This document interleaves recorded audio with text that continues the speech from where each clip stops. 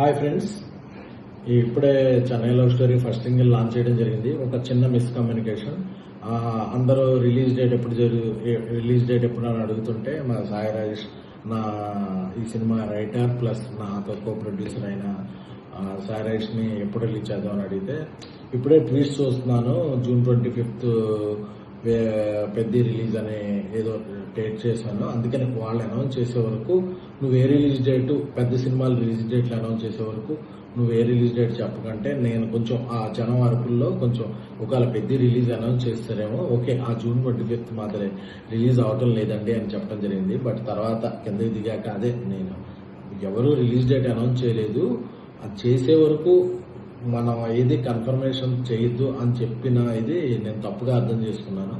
So అందుకే నేనేదో ఒక ఇది చెప్పడం అది తప్పుగా కన్వే అయ్యి ఒక పెద్ద సినిమా రిలీజ్ డేటు నేనేదో చెప్పినట్టు అవటం అలాగా ఇదైంది. సో దానికి క్షమించవలసిందిగా కోరుకుంటున్నాను. అన్నిదా భావించద్దు.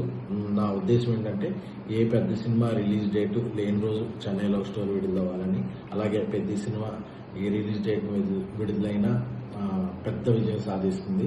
ఆ సినిమా రిలీజ్ డేటు ఇప్పటివరకు పోస్ట్ పోన్ నేను ఎక్కడా ఇవ్వలేదు, బట్ మేకర్స్ ప్రకటిస్తారు ఏదన్నా ఉంటే.